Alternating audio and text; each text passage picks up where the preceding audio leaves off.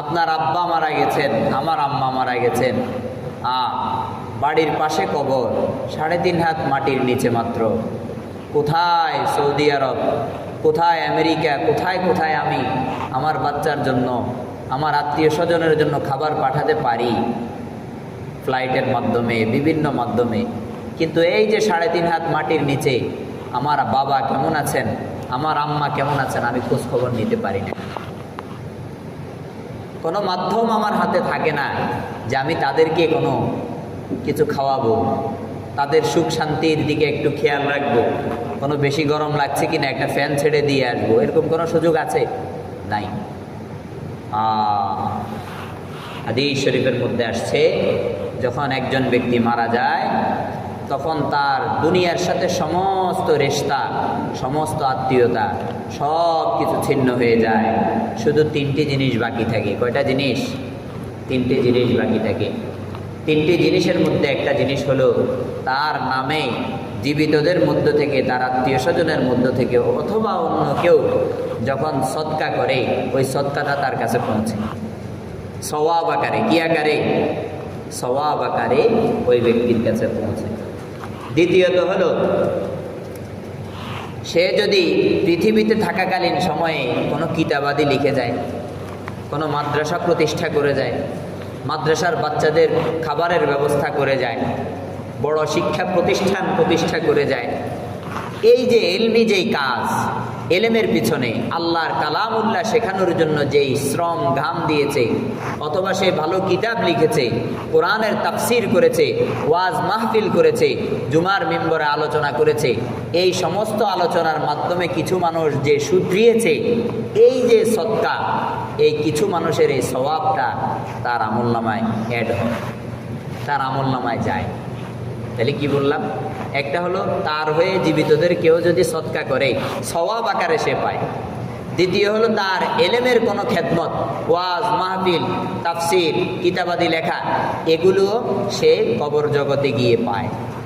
তৃতীয় একটা জিনিস হলো তার সুসন্তান, যেই সন্তানরা জীবিত থাকাকালীন সময়ে আব্বার ইন্তেকালের পর আব্বার জন্য বসে বসে দোয়া করে, আব্বার জন্য মাগফিরাতের দোয়া করে, আব্বার জন্য ইস্তেগফার করে, আল্লাহর কাছে কায়েম মনোবাক্যে চায়, আল্লাহ আমার বাবা কত কষ্ট করেছেন আমাদেরকে নিয়ে, আল্লাহ তুমি তার সমস্ত কষ্ট ক্লেশগুলো কবর জগতে দিও না, দূর করে দাও।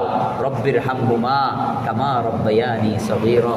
আয় আল্লাহ, তিনি আমাকে যেমন বার্ধক্য আসার আগে একবারে যৌবন যখন তার কাছে ছিল, আমি ছিলাম ছোট ছোট বাচ্চা, আমাকে কি সুন্দর করে লালন পালন করেছে, ও আল্লাহ আমাকে যেমন ছোটকালে তিনি রহম করেছেন, দয়া করেছেন, আজ তার এই বার্ধক্যকালীন সময়ে মৃত্যুবরণের পর তুমি তাকে দয়া করো। এই সন্তান যেই দোয়া করে, এই দোয়াটা বাবা মা পায় সওয়াব আকারে। তাহলে বুঝলাম যে একজন মৃত ব্যক্তি, তার কবরে কোনো কিছুই পৌঁছার কোনো সুযোগ নেই, তবে সওয়াব পৌঁছতে পারে। কি পৌঁছতে পারে? কথা বলেন না। সওয়াব পৌঁছতে পারে।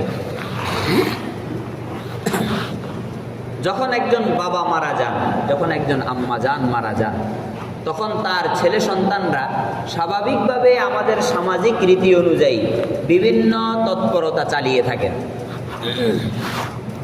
কেউ আছে বড় বড় 2টা গরু কিনে এনে এলাকার সমস্ত মহল্লার উঁচু নিচু, বড় প্রভাবশালী, মাঝারু, ছোট, গরিব সবাই একসাথে খাওয়ায়। কথা বুঝে আসছে? জিয়াফত খাওয়ায়। কি করে? জিয়াফত খাওয়ায়। অথচ জিয়াফত আনন্দের মুহূর্তে খাওয়া হয়, দুঃখের মুহূর্তে জিয়াফত খাওয়া হয় না। হুজুর আকরাম সাল্লাল্লাহু আলাইহি ওয়াসাল্লামের সাহাবীরা হুজুরের ইন্তেকালের পর এমন কোনো প্রমাণ নাই যে একটা ওট জবাই করে মানুষকে খাওয়াইছে, একটা ছাগল জবাই করে মানুষকে খাওয়াইছে, একটা মুরগি জবাই করে মানুষকে খাওয়াইছে। বরং দুঃখিত হয়েছে, রাসূলুল্লাহর জন্য দোয়া করেছেন, কবর জিয়ারত করেছেন, রাসূলুল্লাহর জন্য সদকা করেছেন। কথা কি বুঝাইতে পারছি? হ্যাঁ, এই যে সামাজিক রীতিনীতির মধ্যে আমরা যে সিস্টেমে আটকায় গেছি। আমার আব্বা ইন্তেকাল করেছেন, আব্বার জন্য আমি নিজেই জানি, এই যে হাদিস পড়লাম, হাদিসের যে অনুবাদটা আপনাদেরকে শুনাইলাম, এই হাদিস থেকে সুস্পষ্ট যে আমি কিচ্ছু করতে পারবো না আমার আব্বার জন্য, তবে সওয়াব পৌঁছাইতে পারবো। আচ্ছা, এখন আপনি বলুন তো, যদি বুঝে থাকেন যে সওয়াব পৌঁছানোর বিষয়টি, তো সওয়াব কি একটা দুইটা নাকি অনেক? সওয়াব তো যে কোনো মাধ্যমে কি করা যায়, পৌঁছানো যায়। সওয়াব পৌঁছানোর কোনো ইন্তেহা নাই। আপনি বিভিন্ন মাধ্যমে আপনার আব্বার জন্য সওয়াব পৌঁছাইতে পারবেন। তো ওই সওয়াব পৌঁছানোর বিভিন্ন মাধ্যমকে আপনি এক দাওয়াতের মধ্যে কেন সীমাবদ্ধ করে দিলেন যে মুরগি গরুর আয়োজন করতে হবে, একটু সবজি দিয়ে মানুষদেরকে খাওয়াইতে হবে? ওই এক জায়গায় কেন সীমাবদ্ধ করে দিলেন? এবং আমাদের সমাজের টেন্ডেন্সি হলো এমন যে 7 দিন না, 4 দিন না, 21 দিন না, 40 দিন না, এগুলো মনে হয় যেন না খাওয়াইলে মানুষ কি বলবে। আমার বাবা মারা গেছে, আজকে 4 দিন হয়ে গেল, আমি খাবার দিলাম না। নিজের প্রেস্টিজের কথা চিন্তা করেন। ও ভাই, আপনি 25-30,000 50,000 টাকা ঋণ করে যখন এই খাবারের আয়োজনটা করেন, তারপরে ঋণ পরিশোধের সময় যখন পাওনাদার আপনার পেছনে পেছনে ঘুরে, তখন মানুষ কি বলে? মানুষ কি তখন কিছু বলে? মানুষ কি তখন আপনার পেছনে এসে সাহায্য করার জন্য ঘুরে?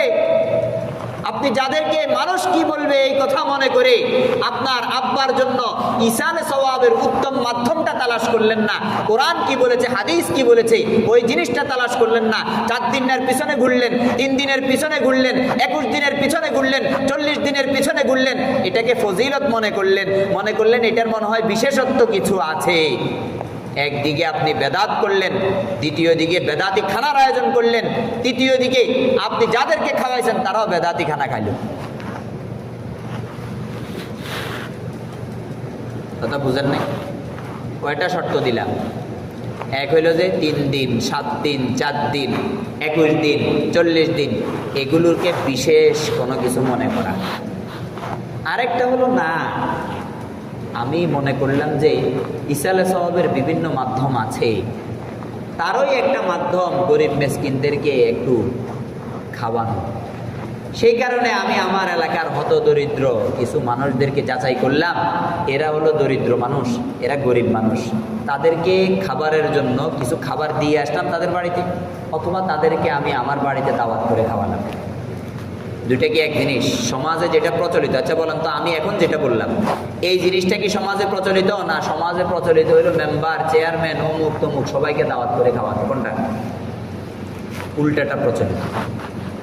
গরিব মিসকিন, অসহায়, দরিদ্র,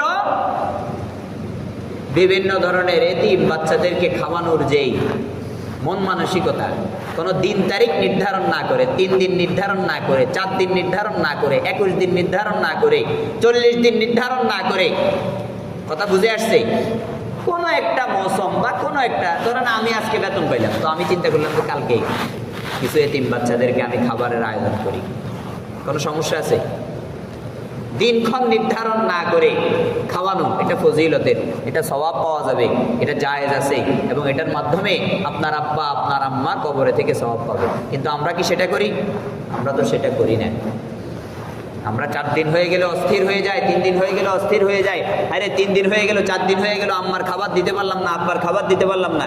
ও ভাই, আপনি যে খাবারের আয়োজন করতেছেন এই আশায় যে আমার আব্বা আমার আম্মা কবরে বসে বসে সওয়াব পাবে, কোথায় আপনার ওই আশা?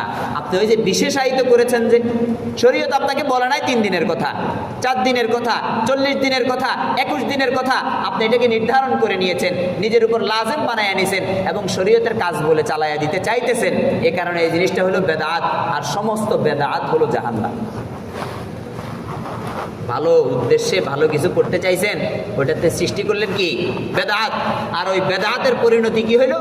এই সমস্ত বেদাতের পরিণতি হলো আপনার আব্বা সওয়াব তো পাইলই না, বরং কতগুলো মানুষকে আপনি বেদাতি খাবার বিতরণ করলেন, কতগুলো মানুষকে খাওয়াইলেন। এটা তো বোঝা খুব সহজ। যারা 3 দিন, 4 দিন, 21 দিন, 7 দিনের পেছনে ঘুরে, 40 দিনের পেছনে ঘুরে এবং সমাজের বড় বড় নেতৃস্থানীয় ব্যক্তিদেরকে দাওয়াত করে করে খাওয়ায়, এদের উদ্দেশ্য কি আপনার বুঝতে কোনো অসুবিধা আছে? কথা কি বুঝাইনি? বুঝেন নাই কথা? এই যে খাবার ইসালে সওয়াবের উদ্দেশ্য না? আপনার আব্বাকে আম্মাকে সওয়াব পৌঁছানোর উদ্দেশ্য না? তো আপনি তো চিন্তা করবেন যেইভাবে সওয়াবটা ভালো করে পৌঁছানো যায় হুজুরের সাথে পরামর্শ করুন। কিন্তু আপনি কি করলেন, এলাকার মেম্বার চেয়ারম্যান থেকে নিয়ে মসজিদের ইমাম সাহেব পর্যন্ত, মসজিদের ইমাম সাহেবও কি হতদরিদ্র? মানে কথার কথা বললাম আর কি, আপনারা ওনারকে বেতন দিতেছেন না। একবার মসজিদের ইমাম সাহেব সহ এখান থেকে সিরিয়াল টান দিলেন, এলাকার যত ময় মুরব্বী আছে আগে প্রভাবশালীদেরকে দাওয়াত দিলেন। তারপরে যেহেতু এটা একটা মৃত ব্যক্তির খানা, এখন গরিব মানুষদেরকেও রাখতে হয়, সেই কারণে ওই আমার পার্শ্ববর্তী যে গরিব মানুষ তাকে আমি বললাম। কথা বুঝেন নাই?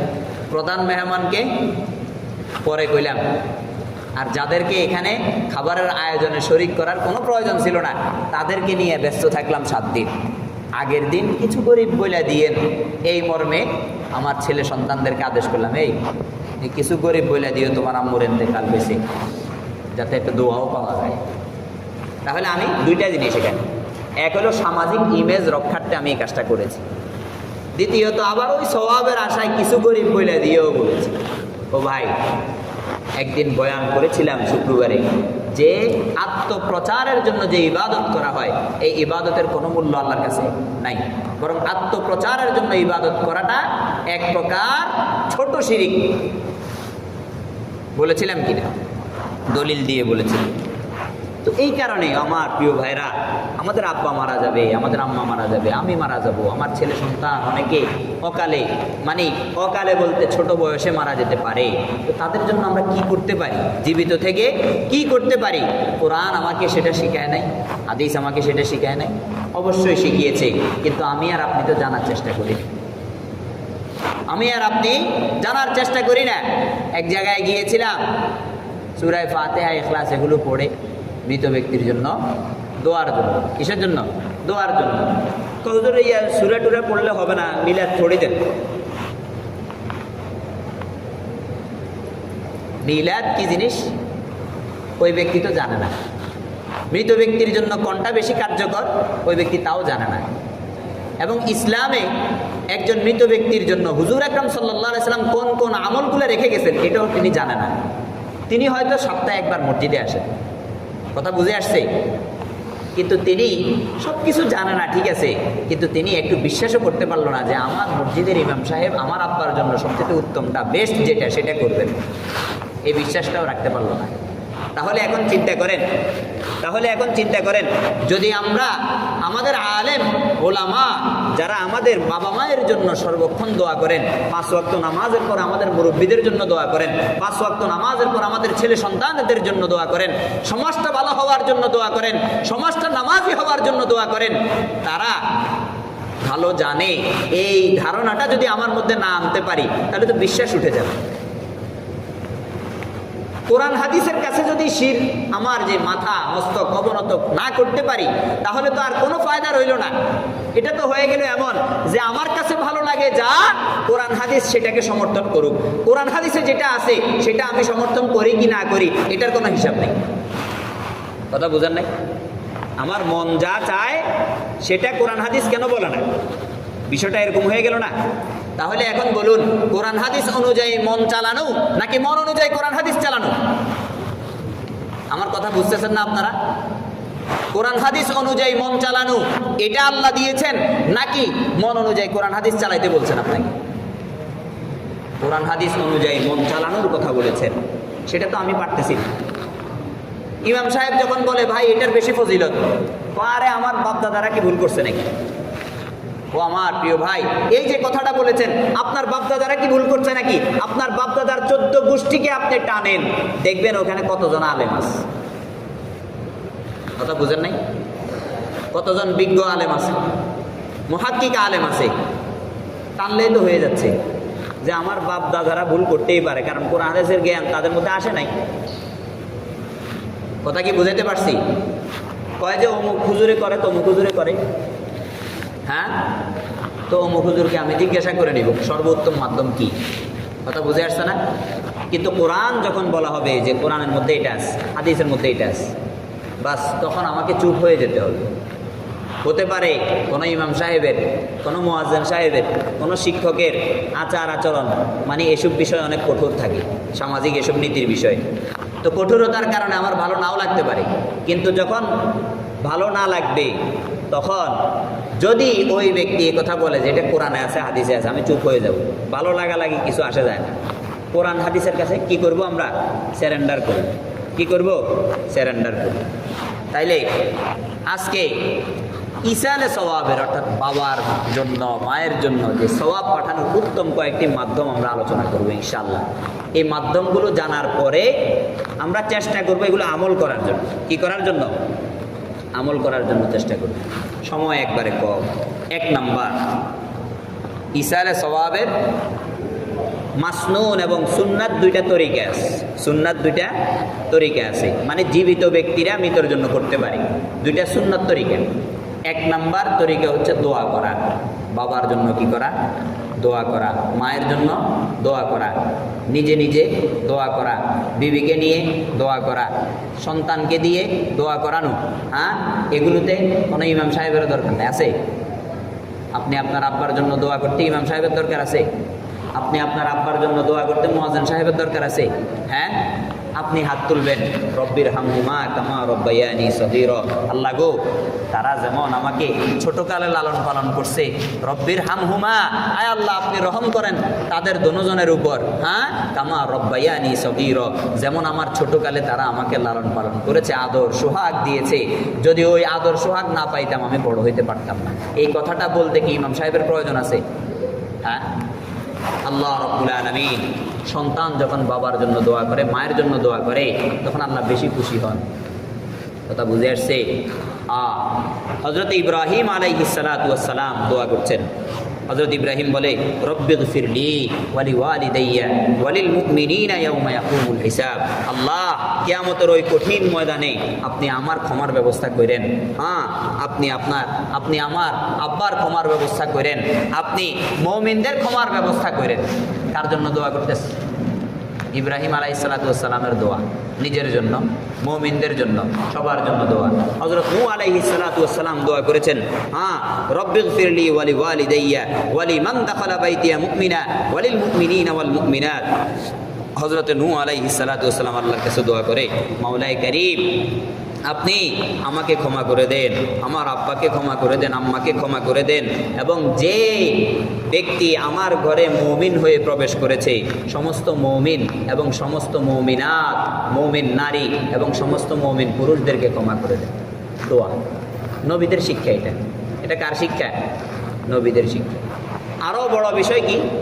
মাইয়েতের জন্য সর্ব উৎকৃষ্টতম দায়িত্ব এবং যেটা আমাদের উপর ফরজে কিফায়ার দায়িত্ব, সেটা কি? জানাজার নামাজ। না? জানাজার নামাজ না ভাই? জানাজার নামাজ এটা মাইয়েতের জন্য জীবিত ব্যক্তিদের উপর সবচেয়ে গুরু দায়িত্ব, তাই তো? দাফন কাফন এগুলো সব মিলিয়ে। এখন আসুন, জানাজার মধ্যে আমরা কি পড়ি? একত তো হাদিস শরীফের মধ্যে আসছে, ইদা সাল্লাইতুম আলাল মাইয়িত, যখন তোমরা মাইয়েতের জন্য, মৃত ব্যক্তির জন্য নামাজ পড়বে, মানে নামাজ মানে এখানে দোয়া উদ্দেশ্য। কি উদ্দেশ্য? দোয়া উদ্দেশ্য। যখন মৃত ব্যক্তির জন্য তোমরা জানাজা পড়বে, ফাআখলিসু লাহু দুআ, তখন তোমরা তার জন্য একনিষ্ঠভাবে দোয়া করো।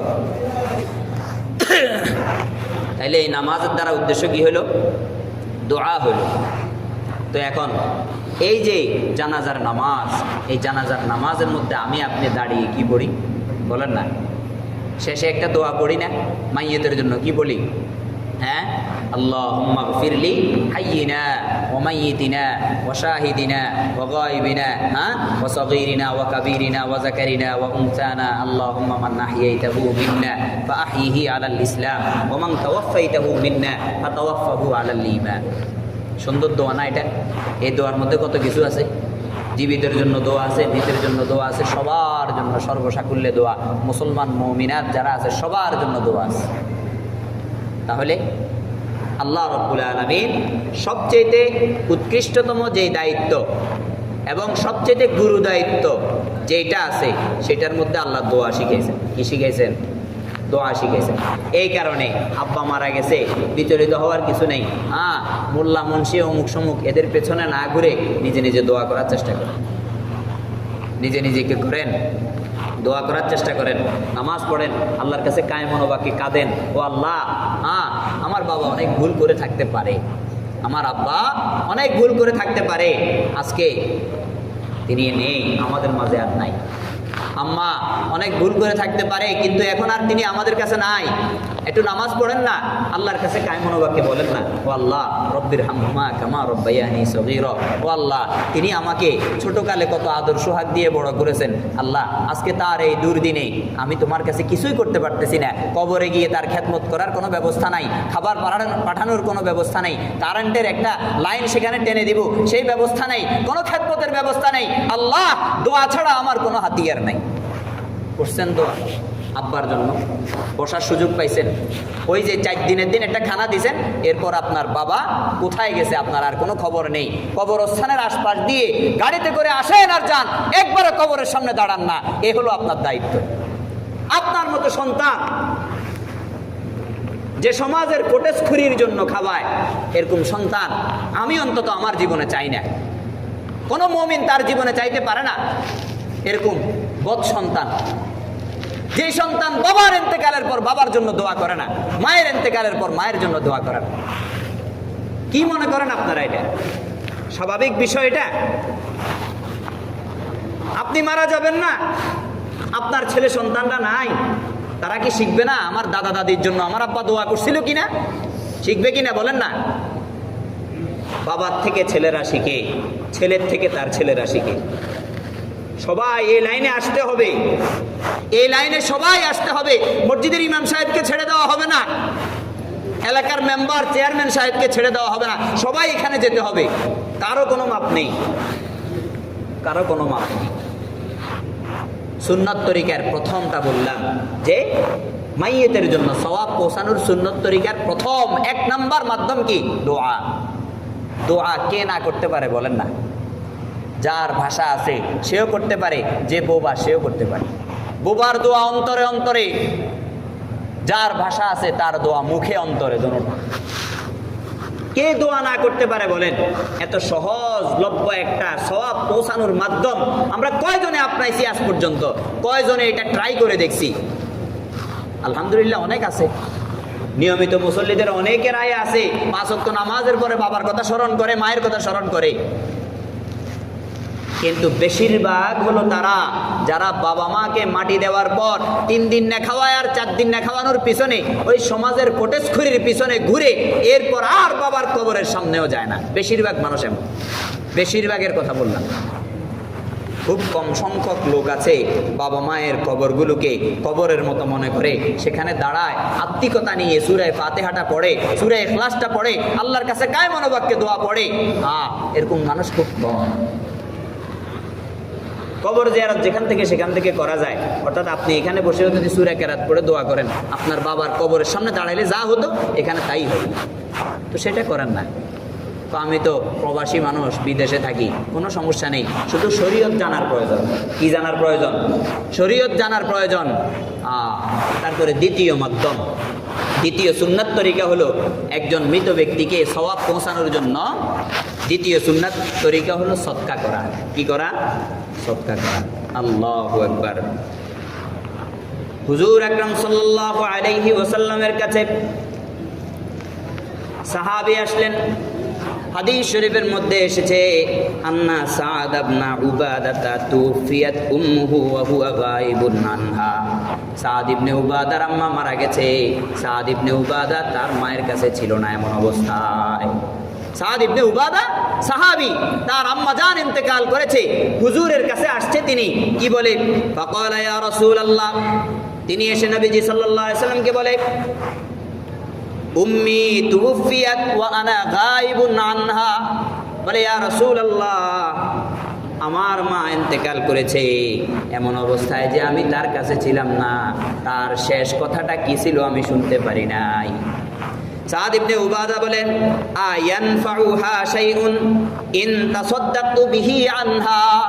বলে, ইয়া রাসূলুল্লাহ, আমি যদি আমার আম্মার হয়ে কোনো কিছু সদকা করে দেই, অন্য মানুষের কোনো উপকার করে দেই, ইয়া রাসূলুল্লাহ আমার আম্মা কি এটার থেকে কোনো উপকার গ্রহণ করতে পারবে কিনা, অর্থাৎ কবর জগতে থেকে আমার সদকার যে সওয়াব এটা আমার আম্মা পাবে কিনা। নবীজি সাল্লাল্লাহু আলাইহি সাল্লাম বলেন নাম, হ্যাঁ পাবে। সাদ ইবনে উবাদা কে রাসূলুল্লাহ সাল্লাল্লাহু আলাইহি সাল্লাম বলেন, হ্যাঁ সাদ তুমি যদি সদকা করো তোমার আম্মা পাবে। ক্বালা সাদ ইবনে উবাদা বলে, ফাইন্নী উশহিদুকা আন্না হাতিয়াল মিখরাফ সাদাকাতুন আলাইহা। সাদ ইবনে উবাদা বলে, আজকে আমার মিখরাব নামক যে বাগানটা আছে আমি আমার আম্মার জন্য সদকা করে দিলাম, আপনাকে এই ব্যাপারে সাক্ষী রাখলাম। এটা হলো সাহাবায়ে কেরামের আমল। এটা কি সাহাবায়ে কেরামের আমল, সদকা করা। দ্বিতীয় কাজটা কি, আম্মার জন্য আব্বার জন্য কি করা, বেশি বেশি সদকা করা, বেশি বেশি কি করা, সদকা করা। দুইটা সুন্নত তরিকা বললাম, একটা হলো কি দোয়া করা, দুই নাম্বার কি সদকা করা। সদকার অনেকগুলো মাধ্যম আছে, অনেকগুলো মাধ্যম আছে। হ্যাঁ, এই যে সামনে কিছু জায়েজ তরিকা আছে প্রায় আরো 5-6টা, এগুলো আজকে আলোচনা করব না। আজকে শুধু সুন্নত তরিকার দোনোটা নিয়ে আলোচনা করব। এক নাম্বার কি বললাম, দোয়া করা। দুই নাম্বার কি বললাম, সদকা করা। সদকার শেষ আছে কোনো? একটা মসজিদ যদি আপনার মায়ের নামে বানায়া দেন, কিয়ামত পর্যন্ত মানুষ নামাজ পড়বে না এখানে। একটা মাদ্রাসা যদি আপনার মায়ের নামে একটা মাদ্রাসায় ভবন করে দেন, কিয়ামত পর্যন্ত মাদ্রাসার ছাত্ররা সেখানে পড়বে না। একটা মানে হেফজখানার জন্য সমস্ত ব্যবস্থাপনা করে দিলেন, একটা মক্তবের পাঠাগারের বিভিন্ন কিতাবাদি দ্বীনি কিতাবাদি কিনে দিলেন, এগুলো সদকা। এগুলো কি? মসজিদে এসি লাগাবো আমরা নিয়ত করছিলাম, যদি আপনি একটা এসি মসজিদে দিয়ে দেন, এটাও সদকা। এটা কি সদকা। একটা বাচ্চা বেতন দিয়ে পড়তে পারে না, তার মাদ্রাসার বেতনটা চালানো, ওটাও সদকা। ওটাও কি সদকায়ে জারিয়ার বিভিন্ন মাধ্যম আছে। আল্লাহু আকবার, আল্লাহু আকবার।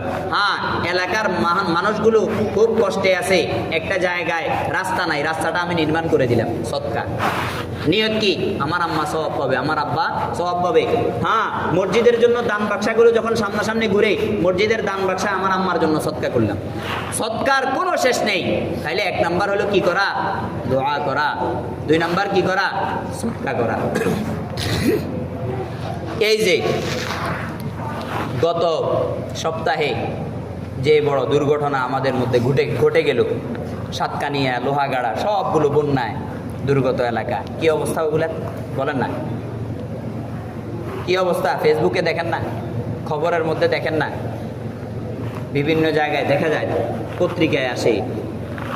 কোনো বস্তুহারা এমনও বৃদ্ধা মা দেখেছি যার একটা মাত্র থাকার মতো একটু কুণ্ডুলি ঘর ছিল, ওই ঘরটা পর্যন্ত বন্যায় নিয়ে গেছে, কিছু রাখে নাই, সব নিঃশেষ হয়ে গেছে। এই যে বন্যা, এটা কি আমাদের হাতে আছে? কার হাতে বলেন না? আল্লাহর হাতে।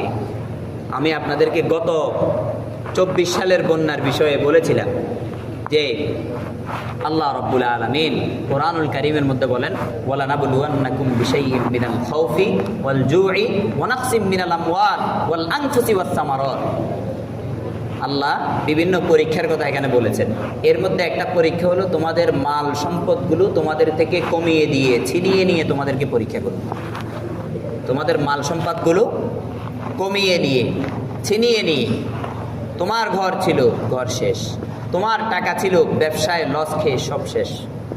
তুমি অনেক বড় অট্টালিকার মালিক, 2তলা 3তলা বিল্ডিং করে থাকো, হ্যাঁ, হঠাৎ ধসে পড়ে গেছে। তুমি যে পাহাড়টা কিনেছ, হ্যাঁ, ওই পাহাড়ের চূড়ায় খুব সুন্দর করে একটা বাগান বাড়ি করে সুন্দর একটা বড় বাংলো বাড়ি করেছ, হ্যাঁ, পাহাড়ে ধসে পড়ে গেছে। সব কার হাতে? আল্লাহর হাতে। আল্লাহ কি বলেন, এগুলো কেন দেই?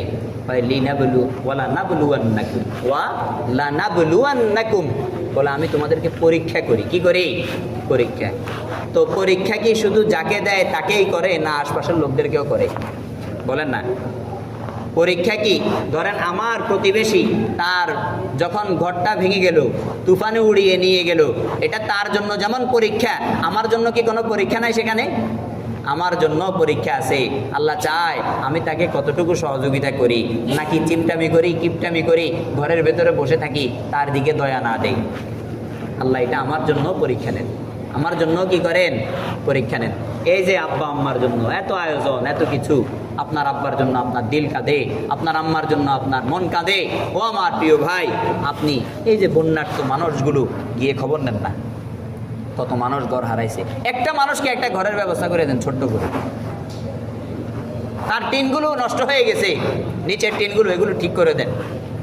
অনেক ধনাঢ্যমান ব্যক্তিরা আমাদের মাঝে আছে না, নাকি নাই? আল্লাহ, এটাই তো সদকা। সদকার মতো কার্যকরী আমল পৃথিবীর বুকে খুব কম আছে। অর্থাৎ যেই কার্যকরী আমলের দ্বারা বালা মুসিবত টেলে দেওয়া যায়। হাদিস শরীফের মধ্যে আছে, আস-সাদাকাতু তুরাদ্দুল বালা। সদকার মাধ্যমে বালা মুসিবত উঠে যায়। আপনি হয়তো জানেন না, কারণ তাকদীর তো আপনি জানেন না। আপনি কি আপনার তাকদীর জানেন? জানেন না। কে জানে? আল্লাহ রাব্বুল আলামিন। হতে পারে ওই পাহাড় থেকে ধেয়ে আসা এক তুফান আপনার ঘরটাকে উড়িয়ে দিতে পারত, কিন্তু আল্লাহ রাব্বুল আলামিনের রাস্তায় এমন এক সদকা আপনি করেছেন, ওই তুফানটা আপনার ঘরের পাশ দিয়ে গেছে, ঘরে আসে নাই। হয় কি হয় না? সাহাবী মসজিদে বসে বসে আমল করতেছে, রাসূল তাকে শিখাই দিছে। বলে যে ব্যক্তি রাতের বেলা সূরা বাকারার শেষ 2 আয়াত পড়বে, আমানার রাসূলু বিমা উনজিলা ইলাইহি মির রাব্বিহি ওয়াল মুমিনুন, এখান থেকে নিয়ে শেষ পর্যন্ত যে ব্যক্তি নিয়মিত এই আমলটা করবে, আল্লাহ তার জন্য যথেষ্ট হয়ে যাবে। আল্লাহ তার জন্য যথেষ্ট হয়ে যাবে। সাহাবী মসজিদে বসে বসে আমল করে। সাহাবী প্রতিদিন এই আমলটা যখন থেকে নবী করিম সাল্লাল্লাহু আলাইহি সাল্লাম থেকে শুনেছে, তখন থেকে করে। দেখেন তাদের ইয়াকিন কেমন ছিল। ব্যক্তি আমল অবস্থায় তার বাড়ির থেকে খবর আসলো, একজন ব্যক্তি এসে বলল, তোমার বাড়িতে আগুন ধরেছে। বলে না, আমার বাড়িতে আগুন ধরে নাই, আশপাশে দেখো অন্য কোথাও আগুন ধরেছে, আমার বাড়িতে আগুন ধরার মতো ব্যবস্থা আমি রাখি নাই। নবী করিম সাল্লাল্লাহু আলাইহি সাল্লাম যখন থেকে আমাকে আমল শিখাইছে, তখন থেকে আমি এ আমল করি। আর আমার ইয়াকিন আমার আল্লাহর প্রতি, যে এ আমল করার পর আমার আল্লাহ আমার বাড়িঘর পুড়বে না। কেমন ইয়াকিন ছিল তাদের? কেমন কি ছিল? ইয়াকিন ছিল। কথা বুঝে আসছে? তারপরে এখানে যেমন তাদের ইয়াকিন, বলার উদ্দেশ্য কি? এটা তো প্রাসঙ্গিক আলোচনা না, অপ্রাসঙ্গিক একটা আলোচনা। এটা বলছি কেন? ঠিক তেমন উল্টার দিকে দেখেন, মুহাজিররা যখন আনসারদের কাছে আসছে, তারা যেই কাজটা করে ওই কাজের মধ্যে কেমন করে, এবার চিন্তা করে দেখেন। যখন তারা ইয়াকিন করে আল্লাহর প্রতি, তাদের মতো এত সুন্দর ইয়াকিন আর কেউ করতে পারে না। যখন তারা সহযোগিতার জন্য মুহাজিরদের পাশে দাঁড়ায়, তখন তাদের মতো ভাই আপন ভ্রাতৃত্বেও সৃষ্টি হয় না। আল্লাহু আকবার। এটা হলো সাহাবায়ে কেরামের বৈশিষ্ট্য ছিল। আপনার আম্মার জন্য নিয়ত করবেন, ভ্রাতৃত্বের বন্ধন সাহাবায়ে কেরামের মতো অটুট রেখে ওই যে সাতকানিয়া লোহাগাড়ার মানুষদের পাশে দাঁড়ান, তাদের জন্য সাহায্য পাঠান। বিভিন্ন সংস্থা কাজ করে, আস-সুন্নাহ ফাউন্ডেশন আছে, আমানতের সাথে কাজ করে। তাকওয়া ফাউন্ডেশন আছে, আমানতের সাথে কাজ করে। বিভিন্ন ফাউন্ডেশনগুলো আমানতের সাথে কাজ করে। তাদেরকে বন্যা দুর্গত এলাকায় যে কাজ করার যে খাত, ওই খাত অনুযায়ী আপনি টাকা পাঠান, যে যতটুকু পারেন করেন। এগুলো আপনি না করলে আল্লাহর কাছে কি জবাব দিবেন? হ্যাঁ, তারা পরীক্ষায় পতিত হয়েছে, আপনি তাদের পরীক্ষায় উত্তীর্ণ হওয়ার জন্য সহযোগিতা করেছেন? করেন নাই। অথচ আপনার জন্য মহা সুযোগ ছিল আপনার আম্মার জন্য সদকা করার, আপনার আব্বার জন্য সদকা করার, আপনার ভাইয়ের জন্য সদকা করার, আপনার বিবি মারা গেছে বিবির জন্য সদকা করার, বিবিরা স্বামীর জন্য সদকা করার। এই মহা সুযোগ, আল্লাহু আকবার, বারবার আসে। আল্লাহ একটা বিপদ দিছে, এই বিপদের মধ্যে যারা পড়ে গেছে তাদেরকে সহযোগিতা করতে পারলে এটার মতো উত্তম সদকা, ভালো সদকা আর কি হতে পারে বলেন না? তারপরে আপনি আসেন শুধু ওই যে 3 দিন 4 দিন 21 দিন 40 দিন নিয়ে। কথা বুঝে আসছে? মানে কিভাবে শরীয়তে বাড়ানো যায়, বেদাত সৃষ্টি করা যায়। কোনো পরামর্শ নেই, কোনো কোরআন হাদিসের ইয়ত্তা নেই। কোরআন কি বলেছে, হাদিস কি বলেছে, এটা জানার দরকার নাই। বড় বড় বিশিষ্ট শ্রেণীদেরকে মুখ দেখানোর জন্য এই কাজটা আমরা করি। বরং এই কাজটা না করে যে 50,000 টাকা আপনি আপনার বাবার জন্য সদকা করবেন নিয়ত করেছেন, এই 50,000 টাকা দিয়ে মসজিদে একটা এসি লাগাই দেন। এসির এলান হয়েছে না? কথা কয় না? একটা এসি লাগাই দেন। এটা কাজে দিবে বেশি। যতদিন এই হাওয়া, ঠান্ডা হাওয়া খেয়ে মানুষ রুহের খোরাক জমবে, মানুষ নামাজ পড়বে, মানুষ শান্তভাবে নামাজ পড়বে, আল্লাহকে ডাকবে, এই সওয়াব আপনার আব্বা পাবে, বৃথা যাবে না।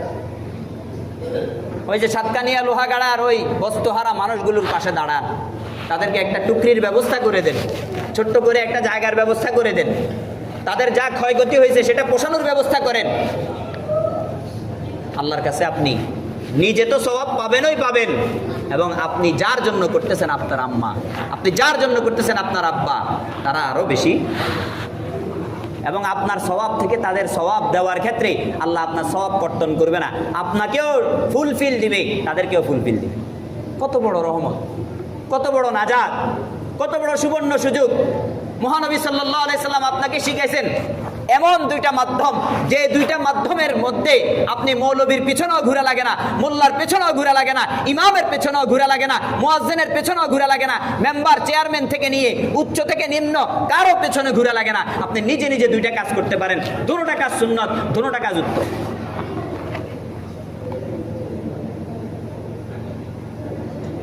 অভাব কিসের?